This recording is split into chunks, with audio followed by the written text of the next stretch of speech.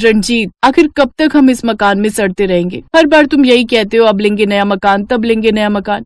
तुम जानते नहीं हो अंजलि, शहर के बीचों बीच मकान है अपना, और ऐसी प्रॉपर्टी मिलना बड़ी बात है। और बस थोड़ा पुराना ही तो हुआ है। यहाँ हर सुख सुविधा है, लेकिन अगर तुम चाहो तो मैं जंगल के बीचों बीच नया मकान बना देता हूँ। अरे आपको क्या फर्क पड़ता है? फर्क तो हमें पड़ता है ना, जो सारा दिन इस छोटे से मकान और तंग गलियों में दम घोट घोट कर जीते हैं। और क्या फायदा ऐसी सुख सुविधा का जहाँ हमारा दम घुटता हो। अपनी पत्नी के कहने पर रणजीत प्रॉपर्टी डीलर से बात करता है, जो उन्हें नदी के उस पार एक प्लॉट दिखाता है। अरे ये नाज पीटा डीलर कहाँ ले आया हमें? अब क्या नदी में चप्पू चलाकर उसोर जाएंगे हम? अरे ऐसी लोकेशन ज्यादा समय तक खाली नहीं रहती, होटल वाले जल्दी से लपक लेते हैं। अरे इतनी खुली जगह पर सांस लेने में भी कितना अच्छा लगेगा आपको, रिश्तेदारों में खूब नाम हो जाएगा आपका। देखो ना रंजीत, घर के आगे नदी बह रही है। जब 2 मंजिला मकान बनाएंगे ना तो सबके यहाँ पर्सनल कमरे होंगे, और जब बालकनी में खड़े होंगे ना तो ठंडी ठंडी हवा आएगी। हाँ भाई साहब, अब मत सोचिए और ले डालिए। अब डीलर और पत्नी के कहने पर रंजीत अपनी सारी जमा पूंजी लगाकर वो प्लॉट ले लेता है और शहर के बीचों बीच बने अपने घर को किराए पर दे देता है। फिर कुछ महीनों बाद, अरे आप तो ऑफिस जा रहे थे, वापस क्यों आ गए? अरे बोट पर लोगों की भीड़ हुई पड़ी है, बिल्कुल भी जगह नहीं थी बैठने के लिए। तो अब दूसरे रास्ते से चले जाओ। तब तो मैं आधे दिन के बाद ऑफिस पहुंचूंगा। अब आज रहने देता हूँ, छुट्टी कर लेता हूँ। हाँ ये ठीक रहेगा, और कल सुबह टाइम से उठ जाना तो शायद आपका बोट में नंबर आ जाए। अब दिन में जाकर आप सब्जी ले आइएगा। रंजीत कुछ घंटे बाद बोट में बैठकर सब्जी लेने चला जाता है और कुछ देर बाद ढेर सारी सब्जियां लेकर घर लौटता है। अरे इतनी सारी सब्जियां? नदी के पास सब्जी मंडी का व्यापार खोलने का इरादा है क्या आपका? अरे मेरी माँ रोज कुश्ती लड़कर नाव में बैठकर बाजार से सब्जियां लाना मेरे बस की बात नहीं है। 2 हफ्ते की सब्जियां एक साथ ले आया हूँ। अब 15 दिन तक बिल्कुल सब्जी लाने के लिए नहीं कहना। फिर 2 दिन बाद, हाय रे मर गई, आग लगे इस नदी को। क्या हुआ माँ जी? अरे क्या हुआ क्या, घर में बैठे बैठे बोर हो रही थी, इसलिए घर से टहलने निकली थी तो पूरी गली में नदी का पानी भरा हुआ था। हाय लगता है मेरी हड्डी चटक गई। हाय रे मर गई। अरे जल्दी से डॉक्टर को बुला, मुझसे ये दर्द बर्दाश्त नहीं हो रहा। लेकिन माँ जी यहाँ कौन सा डॉक्टर आएगा? इसके लिए तो हमें नदी पार करके जाना होगा। ऐसी जगह लाकर बसाया है तुम कमबख्त होने की यहाँ कोई डॉक्टर नहीं मिल रहा। आप अंदर चलिए, मैं आपकी मालिश करके गर्म पट्टी बांध देती हूँ। रहने दे, कोई जरूरत नहीं है। ये सब जो भी हुआ है ना, सब तेरे कारण ही हुआ है। ना तो तू उस घर में सीलन की बदबू की शिकायत करती, ना तू घर छोटा है की रट लगाए रखती। माँ जी अब सारा इल्जाम मुझे अकेली पर ही क्यों डाल देती हैं? ये घर लेने का अकेला फैसला मेरा तो नहीं था ना। देख तू अब मेरा दिमाग खराब मत कर और मेरे बेटे को फोन कर, अब वही ले जाएगा मुझे। रणजीत जल्दी से घर आकर अपनी माँ को जैसे तैसे डॉक्टर के पास लेकर जाता है। ऐसे ही कुछ दिन बीतते हैं। अब बरसात का मौसम शुरू हो जाता है और नदी का पानी अब और भी बढ़ जाता है। अरे बेटा, ये नदी का पानी बाहर आ गया है, सब जगह कीचड़ ही कीचड़ हो गया है। माँ बरसात में तो शहरों के गड्ढे भी पानी से भर जाते हैं, और फिर ये तो नदी का किनारा है, तो कुछ दिन तो कीचड़ रहेगी। अब घर के बाहर कीचड़ होने से वो लोग बाहर भी नहीं निकल पाते। फिर कुछ दिन बाद उनकी बेटी रूही कमरे में खेल रही होती है कि तभी नदी किनारे से एक सांप उनकी खिड़की से होता हुआ घर में घुस आता है, जिसे देख रूही जोर जोर से चिल्लाने लगती है, आ मम्मी सांप सांप। वो सभी दौड़कर उस कमरे में आते हैं। रणविजय जैसे तैसे उस सांप को बाहर फेंकता है। हाय मेरी बच्ची, ये ना जाने कहाँ आकर फंस गए हम। तभी बाहर तेज हवाएं चलने लगती हैं और बाहर नदी किनारे की मिट्टी उनके घर के अंदर आने लगती है। हे राम, ये कहाँ आकर फंस गए हम? हमने यहाँ आकर कोई गलती तो नहीं न की जी? अरे तो घबरा क्यों रही हो? हमने शहर वाला मकान बेचा थोड़ी ना, किराए पर ही दिया। इसको बेचकर वापस वहीं चले जाएंगे। 3 दिन बाद अचानक नदी का पानी काफी बढ़ जाता है। खबर में दिखाया जाता है कि पड़ोसी राज्य ने बांध का पानी छोड़ा है और निचले इलाकों और नदी किनारे बसे घरों का बाढ़ में डूबने का घर है। फिर उनके घर एक नोटिस आता है। क्या लिखा है इसमें? माँ इसमें लिखा है कि हमें जल्दी से घर खाली करना होगा, और अगर ये घर खाली नहीं किया तो पड़ोसी राज्य से छोड़े गए इस पानी से बाढ़ का खतरा बढ़ जाएगा और घर तक डूबने का भी डर है। और अगर ये घर डूब गया और किसी की जान चली गई तो इसमें सरकार की कोई जिम्मेदारी नहीं होगी। अरे ऐसे कैसे चला जाएगा? इतने पैसे लगाए हैं इसे बनाने में। माँ भी ये सब सोचने का वक्त नहीं है, जान रहेगी तो ही रह पाएंगे ना इस घर में। चलो हम सब अपने शहर वाले घर में ही वापस चलते हैं। हमारा राज नहीं चल रहा मैडम, पूरे 1 साल का कॉन्ट्रैक्ट हुआ है। अगर साल भर से पहले घर खाली करवाया ना किराएदारों से तो 1 साल का किराया हमें उनको देना पड़ेगा। अब जब तक टाइम पूरा नहीं होता हमें किराए पर ही कहीं और रहना होगा। अब वो किराए के घर में चले जाते हैं जहाँ हर वक्त मकान मालिक की कुड़कुड़बाजी रहती है। बड़ी मुश्किल से वो वहाँ पर कुछ महीने बिताते हैं, फिर साल पूरा होते ही अपने शहर वाले घर में वापस लौट आते हैं। माँ जी, हमें अपना घर किराएदारों से वापस तो मिल गया, लेकिन आपको नहीं लगता कि उन्होंने इसकी कंडीशन पहले से भी ज्यादा खराब कर दी? अब तो कितनी स्मेल और घुटन हो रही है ना यहाँ। चुप कर तू, एक भी शब्द अपने मुंह से निकाला तो। अब जो है जैसा है हम यहीं रहेंगे, यही हमारा घर है अब, और यही मेरा आखिरी फैसला है। अपने पति के आगे अब अंजलि भी कुछ नहीं कह पाती और खुशी खुशी अब वहीं रहने लगती है।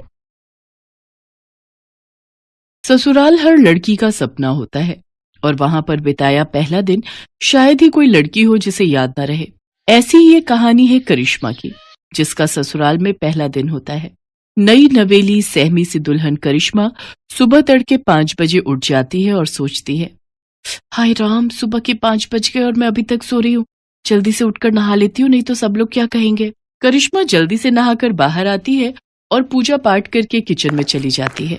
अरे, अभी तो ठीक से सुबह भी नहीं हुई, फिर ये किचन में से कैसी आवाजें आ रही हैं? कहीं अपने यहाँ कोई चोर तो नहीं आ गया? चोर चोर चोर। बेचारी करिश्मा किचन में नाश्ते की तैयारी कर रही थी, लेकिन अपनी सास का शोर शराबा सुनकर वो डर जाती है और जल्दी से बाहर आकर पूछती है, चोर? कहाँ है चोर माँ जी? जल्दी बताइए, मैं अभी डंडे से उसकी पिटाई करती हूँ। किचन में चोर है, वहां से तरह तरह की आवाजें आ रही हैं। लेकिन किचन में तो मैं हूँ माँ जी, और वहां तो कोई नहीं है। अच्छा, फिर तो बहू तू ही होगी। मैंने खटर पटर की आवाज सुनी तो मुझे लगा शादी वाले घर में कोई चोर चोरी के इरादे से घुस आया है। पर बहू, तू इतनी सुबह सुबह किचन में क्या कर रही है? जी, वो मैं नाश्ते की तैयारी कर रही थी। अरे, इतनी जल्दी? सारा दिन पड़ा है अभी, ये काम तो बाद में भी हो जाएगा। पहले तू जाकर आराम कर ले, शादी की तैयारियों में थक गई होगी। जा बेटा, आज तो पहला ही दिन है, जाकर आराम कर। हाय, कितनी अच्छी सास मिली है मुझे, जो आराम करने के लिए कह रही है। और एक मेरी माँ थी, जो सूरज निकला भी ना हो फिर भी, सूरज कब का निकल गया, आधा दिन हो गया, कब उठेगी कहकर जल्दी उठा देती थी। यहाँ तो सूरज निकलने के बाद भी सासू माँ कह रही है, सोचा सोचा। करिश्मा खुश होकर अपने कमरे में निश्चिंत होकर सोने चली जाती है। सोते सोते उसे काफी देर हो जाती है। तभी हॉल में बैठी उसकी बुआ सास और मामी सास बातें बनाने लगती हैं और कहती हैं, हाय, हम का इतनी दूर लखनऊ से सोती बहू को देखने वास्ते आवत हैं। अरे, आजकल की बहुएं तो सिर पर चढ़ी रहती हैं, हमारी तरह थोड़ी ना, जो ससुराल के डर से आज भी कांपते हैं। वहीं पीछे खड़ा रजत उनकी सारी बातें सुन रहा होता है। अपनी बीवी की बेइज्जती सुनकर वो उनकी बातों पर पर्दा डालते हुए कहता है, वो तो कब की उठ गई है बुआ जी, वो कपड़े समेट रही है, सारा कमरा बिखरा पड़ा है ना, लहंगा जेवर। आप तो जानते ही हो, शादी वाले घर में कितना काम हो जाता है। रजत जल्दी से अपने कमरे में जाता है और करिश्मा को उठाते हुए कहता है, करिश्मा, जानू उठ जाओ बेबी, जल्दी से उठकर नहा लो, सब रिश्तेदार बाहर तुम्हारा इंतजार कर रहे हैं। जी, मैं तो सुबह 5 बजे उठकर ही नहाकर पूजा पाठ करके नाश्ता बना लिया था, लेकिन माँ जी ने कहा अभी सो जाओ, इसलिए आकर सो गई। हाय मेरी नई नवेली दुल्हन, सुबह 5 बजे से उठी है, तब तो तुम अभी आराम कर लो। नहीं, अब मेरी नींद पूरी हो चुकी है, कहिए आपको कुछ कहना था क्या? रजत करिश्मा को सारी बात बताता है और कहता है, अब मुझे तो ये बिल्कुल भी बर्दाश्त नहीं कि कोई मेरे सामने मेरी बीवी की बुराइयां करे। चलो अब जल्दी से तैयार होकर बाहर आ जाओ, सब तुम्हारा इंतजार कर रहे हैं। इतना कहकर रजत बाहर चला गया। हाय जी, ये क्या हो रहा है? मेरी पीठ पीछे कल तक जो रिश्तेदार मुझे आशीर्वाद दे रहे थे, आज एक ही दिन में मुझे जाने बिना मेरे बारे में अपनी राय देनी भी शुरू कर दी। फिर करिश्मा तैयार होकर बाहर आ जाती है और उनसे पूछती है, बुआ जी, मामी जी, आपने नाश्ता कर लिया? हाँ बहू, तुझे क्या लगा अगर तू खाना नहीं देगी तो क्या हम भूखे ही रहेंगे? वैसे तूने टाइम देखा क्या हुआ है? तभी वहां सरोज आ जाती है। अरे, ये बेचारी तो सुबह 5 ही बजे उठ गई थी, नहाकर पूजा पाठ कर कर सबका नाश्ता इसी ने तो बनाया था। वो तो काफी सुबह थी, इसलिए मैंने ही कहा इसको जाकर सोने के लिए। अरे दीदी, बहुओं को तो जितना दबा कर रखा जाए उतना ही वो काबू में रहती हैं। अगर जरा भी ढील दे दी तो फिर ये हाथ से निकल जाती है।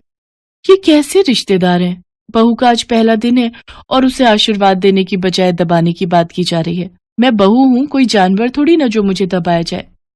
अभी करिश्मा इसी सोच में पड़ी हुई होती है कि तभी पीछे से आवाज आती है, भाभी जल्दी से चलो और अपना सूटकेस खोलकर दिखाओ कि उसमें क्या क्या सामान आया है हमारे लिए। हाँ जी, चलिए सब कमरे में। अरे कमरे में क्या चलिए, तुम अपना सूटकेस यहाँ लेकर आओ। अरे यहाँ लाने की क्या जरूरत है?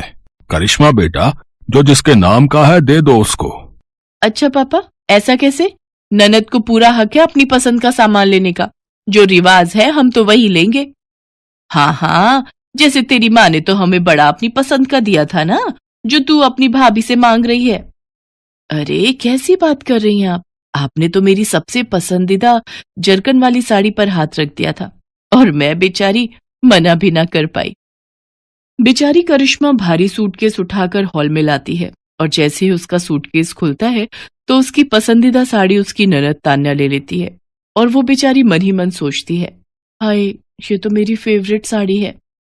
अच्छा, अब मेरे निकलने का वक्त हो रहा है, लेकिन सोच रही हूँ जाने से पहले एक बार नई बहू के हाथ का मीठा चख लूं। हाँ हाँ जरूर बुआ जी, आप बैठिए, मैं अभी आप सबके लिए हलवा बना कर लाती हूँ। हलवा नहीं भाभी, हमारे यहाँ तो मीठे में बहू खीर ही बनाती है, तो आपको भी वही बनानी है। खीर? करिश्मा की माँ ने मीठे में हलवा बनाना सिखाया था, वो भी उसने शादी से हफ्ता भर पहले ही सीखा था। हे भगवान, मैंने तो माँ से हफ्ता भर हलवा बनाने की ट्रेनिंग ली थी, लेकिन खीर कैसे बनाते हैं वो तो मुझे आता ही नहीं। एक काम करती हूँ, जो हलवे की रेसिपी है वही खीर के लिए इस्तेमाल करती हूँ। कुछ देर बाद करिश्मा खीर लेकर आती है। भुने हुए चावल की तो अच्छी खुशबू आ रही है, बस जरा दूध में चावल ठीक से मिक्स नहीं हो पाए। ये लो बहू, तुम्हारी पहली रसोई का सगुन। बुआ सोने की चेन बहू को गिफ्ट में देती है। मामी सास भी उसके लिए सोने की अंगूठी लाई होती है। आप सबने मेरी बहू को समझा, वही हमारे लिए काफी है। इन सब चीजों की कोई जरूरत नहीं थी। जरूरत कैसे नहीं थी दीदी? ये क्या तुम्हारी ही बहू है, हमारी नहीं? हाँ, इसकी अहमियत हमारे लिए भी उतनी ही है जितनी तुम्हारे लिए। बहू, अब तू थक गई होगी, जा बेटा अपने कमरे में जाकर आराम कर। करिश्मा उन सबके पैर छूकर कमरे में चली जाती है। आज शाम को बहू के मम्मी पापा आने वाले हैं, देखते हैं क्या लेकर आते हैं। वही लाएंगे जो तुम्हारे लाए थे, खाली हाथ ही आएंगे और क्या। और जो शगुन से पहले ट्रक भर कर आया था उसका क्या, वो तो आपको याद नहीं। चलो अब तो मैं चली अपने घर। आप दोनों ननद भाभी शादी के 30 साल बाद भी लड़ती ही रहो। हाँ हाँ, मैं भी चलती हूँ। इसके बाद वो वहां से चली जाती है।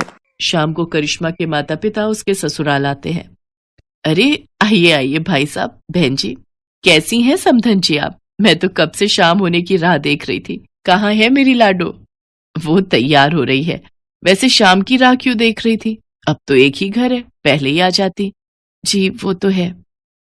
उधर करिश्मा रजत से कहती है, सुनो जी, मुझे न शर्म आ रही है साड़ी पहनकर मम्मी पापा के सामने जाने में। आज तक पहनी नहीं ना। अब ये लो सूट, मैं तुम्हारे लिए लाया था, इसे पहन लो, मम्मी से मैं बात कर लूंगा। करिश्मा सूट पहनकर तैयार हो जाती है और सबके सामने आ जाती है। लो जी, आ गई हमारी बहू। देखो तो सूट में कितनी प्यारी लग रही है। बहू, तू ना सूट भी पहना कर, बड़ी प्यारी लगती है सूट में। इसके बाद करिश्मा को सब अच्छा लगने लगता है। उसकी शादी का पहला दिन उसके लिए खट्टा मीठा भरा रहता है, लेकिन प्यार करने वाले पति, सास, ससुर और ननद पाकर वो खुश हो जाती है।